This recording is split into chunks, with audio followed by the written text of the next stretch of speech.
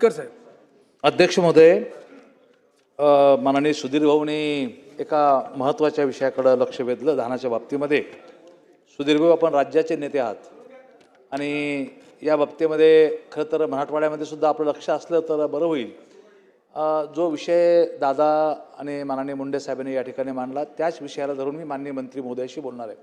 मंत्री महोदय, बैठक वगैरे लावताल वगैरे वगैरे ठीक आहे, परंतु 27/2/26 पासून राज्यातली CCIच्या माध्यमातून कापूस खरेदी ही बंद होणार आहे.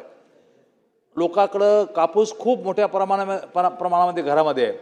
तुम्ही नोंदणीसुद्धा बंद केलेली आहे, कापसाची नोंदणी बंद केलेली आहे आणि आता 27 तारीख पुढं डोक्यावरती आलेली आहे.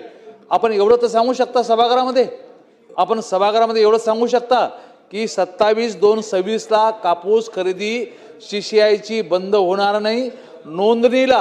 नोंदणीला वाढ द्या आणि जी खरेदी करणार आहे तिलाही वाढ द्या. स्पेसिफिक उत्तर तुम्हाला द्यायचा अधिकार आहे मंत्री महोदय सभागृहामध्ये की ही कापूस खरेदीला मुदत वाढ देतो असं होकारार्थी उत्तर द्या आणि नोंदणीला सुद्धा या ठिकाणी आपण मुदत वाढवून देऊ. हा उत्तर दिला तर मराठवाड्यातल्या शेतकऱ्याला खूप मोठा दिलासा या ठिकाणी होऊ शकेल. सुधीर भाऊ, आपण समर्थन आमचंही करावं.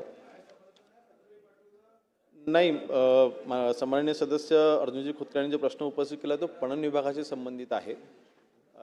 परंतु अर्थातच शासन म्हणून उत्तर देत असताना आपली जी मागणी आहे ती मागणी माझ्या माहितीप्रमाणे केंद्र सरकारकडे आपण ही मुदतवाढीची मागणी आपण केलेली आहे, तर त्याचा पाठपुरावा आपल्याकडनं करण्यात येईल.